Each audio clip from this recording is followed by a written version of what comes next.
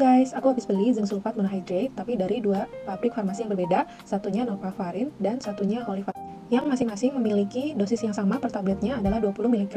Zinc sulfat monohydrate ini punya dua sediaan, sirup dan tablet dispersible, yang artinya kalau dia kena air, itu akan larut dengan cepat. Nah, karena ini baru pertama kalinya aku beli dari dua pabrik yang berbeda ini, jadi aku nggak tahu ya rasanya itu seperti apa, karena ada yang rasa buah-buahan dan ada juga yang tawar. Kalau yang sebelumnya aku pernah beli merek Lecozing, itu rasanya seperti rasa stroberi yang memang manis seperti ditambah untuk yang dari Novafarin ini, di dalamnya itu tidak ada keterangan kertasnya, yang ada tuh cuma dari Holy Pharma. Ini keterangannya. Oke, kita bacakan. Zinc sulfat monohydrate tablet merupakan tablet dispersible dengan warna putih dan rasa manis. Oke, berarti yang dari Holy Pharma ini rasa manis. Zinc merupakan mikronutrien penting untuk kesehatan, pertumbuhan, dan pemeliharaan sistem imun tubuh pada anak. Diare menyebabkan hilangnya zinc dari tubuh dalam jumlah yang besar. Oleh karena itu, diperlukan penggantian zinc untuk memulihkan dan menjaga kesehatan anak. Pengobatan diare ditunjukkan untuk mencegah atau pengobatan dehidrasi dan pencegahan gangguan nutrisi dengan menggunakan zinc. Berikan zinc segera mungkin pada awal diare akut dapat menurunkan durasi dan tingkat keparahan diare. Selain itu juga menurunkan kemungkinan timbulnya serangan diare pada 2-3 bulan berikutnya. Zinc merupakan pelengkap pengobatan diare pada anak-anak yang diberikan bersama dengan oral rehydration salts atau larutan oralit.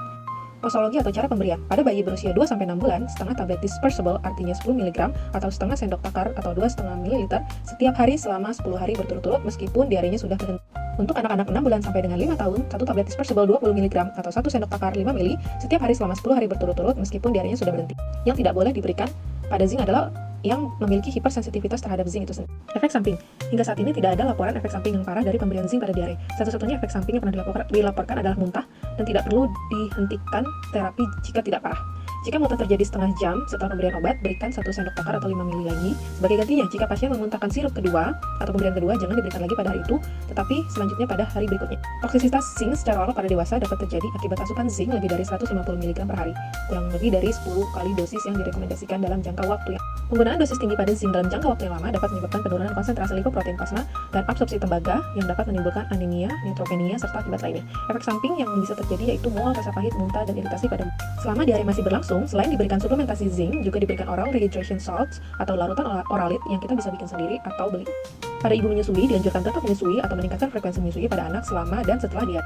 Interaksi obat. Konsumsi garam zinc dapat menurunkan absorpsi tetrasiklin atau quinolone oral, misalnya obat antibiotik, termasuk ciprofloxacin dan norfloxacin. Tapi yang norfloxacin ini sangat jarang ya kalau di klinik. Biasanya kita memang pakai ciprofloxacin, tapi untuk anak dalam masa pertumbuhan kita tidak pakai. Sehingga dapat terjadi penurunan efek anti-iritasi, efek anti-infeksi. Konsumsi bersamaan sebaiknya dihindari atau diberikan rentang waktu beberapa jam ketika mengkonsumsi obat tertentu. Pemberian produk yang menggunakan iron atau zat besi dapat mengganggu absorpsi zinc. Disarankan menggunakan zinc beberapa jam sebelum atau sesudahnya. Jadi pemberian bersama dengan zat besi tidak boleh dibarengin ya.